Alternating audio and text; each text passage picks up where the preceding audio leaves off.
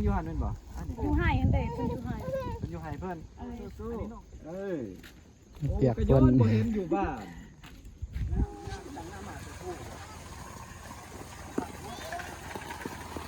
ธรรมศาสตร์เลยหมู่บ้านเล็กๆวางภูเขาอีกแล้ว กินข้าวตัวเองอันแห้งบ่เลื่อยเหมือนเพราะว่ากินข้าวน้ำเพิ่นกินข้าวน้ำเพิ่น คือน้อง2คนกับพ่อนี่แม่นเฮ็ดเวียกมันกินข้าวน้ำเพิ่นเลย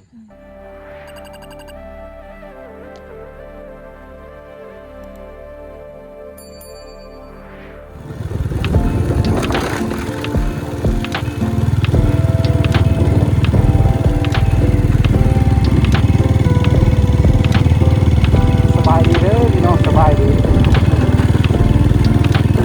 ตอนนี้อายุที่บ้านของน้องจะอ่านเลยว่าบ้านจากปอกเก่าเนาะโอ้บ้านนกจากปอกเก่าผ่านมาบ้านจากปอกเก่า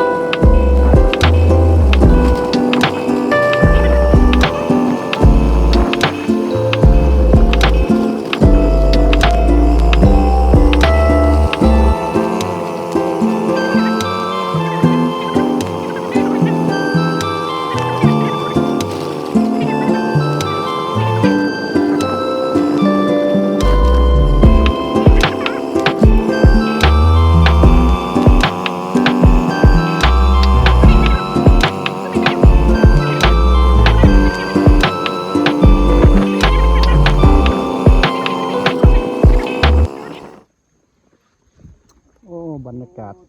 อยู่นี่ตอนให้น้องเขาแต่ก่อนตอนเอาขึ้นมาพี่น้องโอ้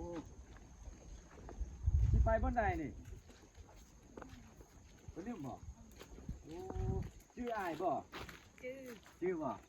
โอ้ลูกบ่หรือน้องอันนี้ ในน้องในลูกค่ะ ฮะให้ลูก เออ เอ้าลูกอยู่ไสเอ้าเชื่องไว้เอ้า อีนิ่งอยู่คอย มาแต่ไส้นี่ มาแต่บ้านน้ำอ่าง มาน้ำอ่าง น้องเขาอยู่หันแม่นบ่ เออ ยังอยู่หันแม่นบ่อันนี้ อยู่ให้อันเด็กเพิ่นอยู่ให้ เป็นอยู่ไห้เพิ่น เออ อันนี้น้องสิไปบันไดนี่ นี่คือมันบอก เพิ่นเริ่มอยู่หันบ่ เออ มอ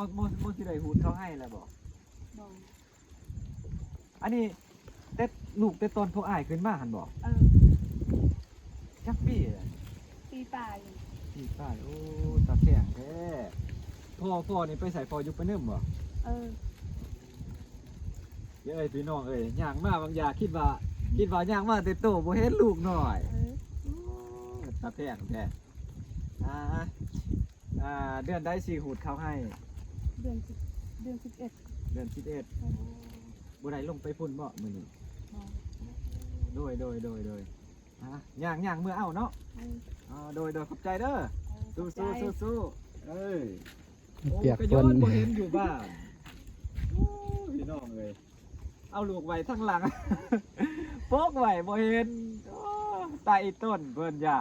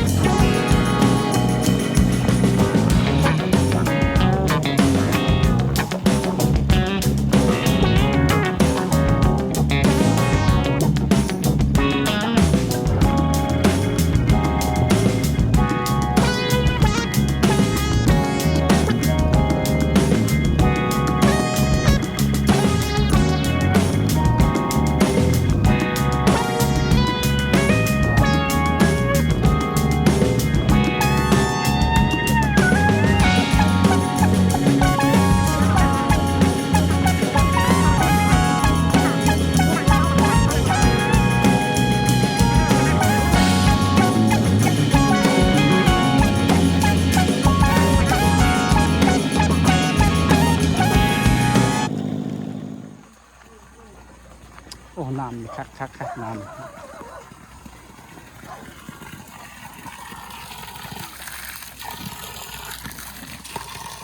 นำจากผู้ได้พี่น้องหมู่บ้านเล็ก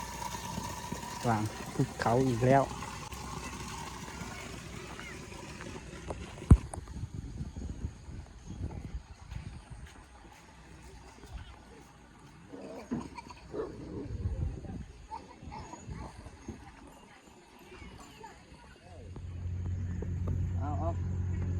เอารถไปคนมาป้าไว้นี่แหละ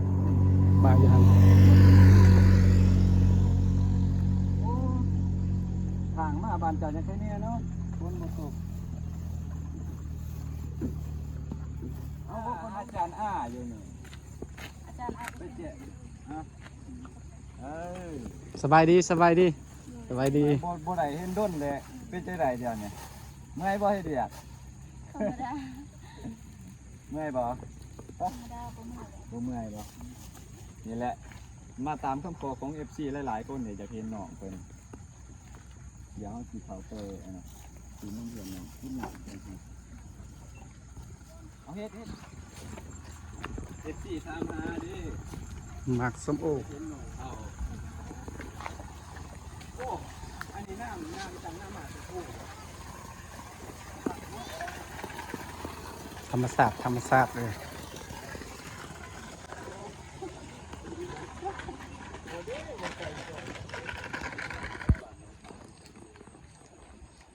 หอดเถื่อนน้องเขาแล้วครั้งแรกที่มากับไอ้ายบัวเงิน มาตามหาสาวเขาสาวงาม บนดอยที่เขาเดินทางมาปีก็เลยมาเวน้องสาวเขาหากับบุหูจักแต่ว่าสีมาทำความรู้จักในมื้อนี้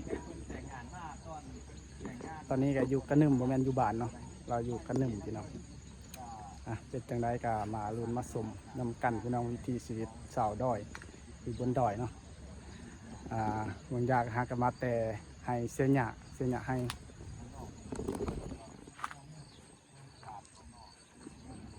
อันนี้ก็เป็นเหือนสาวเขา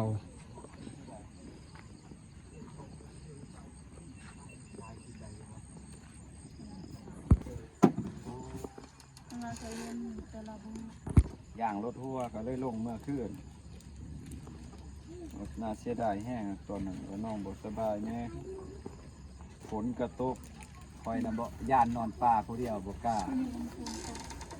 บ่ได้ถ่ายคลิปน้ำน้องเพิ่นบ่แต่ว่า FC ยังถามหาหลายคนอยู่เด้ออยากให้ไปหาน้องเพิ่น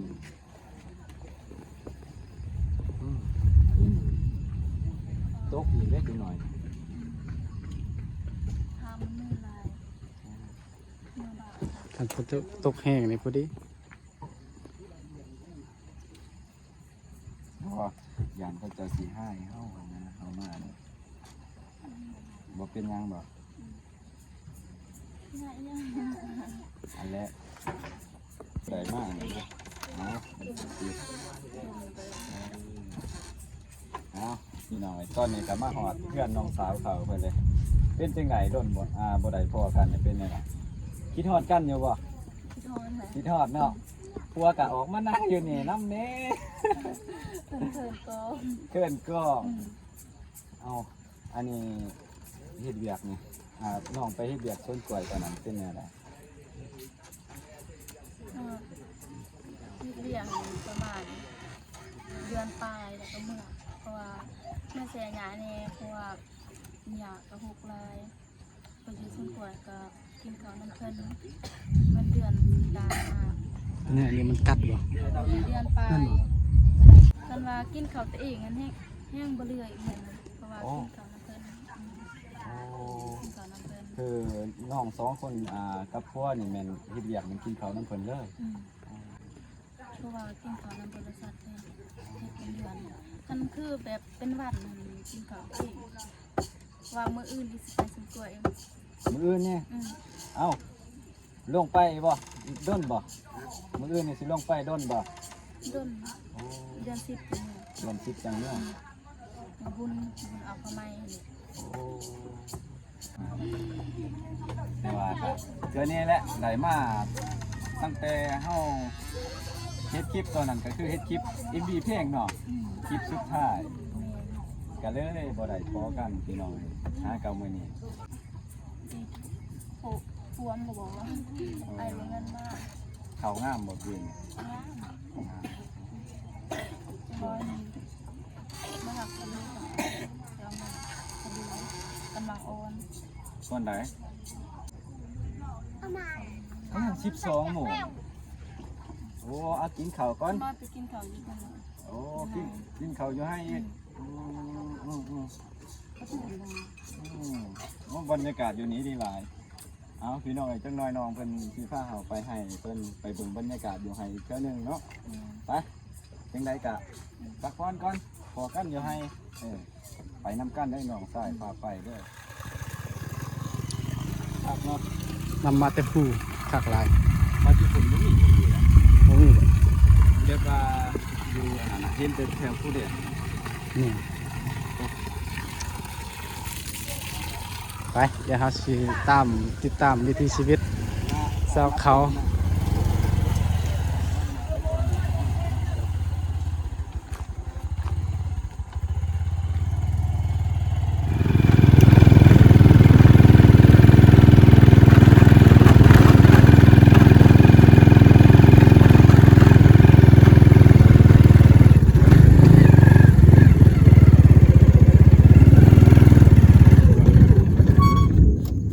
โอ้ฝนสิตก ยาน้องเพิ่นมีน้องรบกวนอยู่ โอ้สลีร้ายเว้ยคักหลาย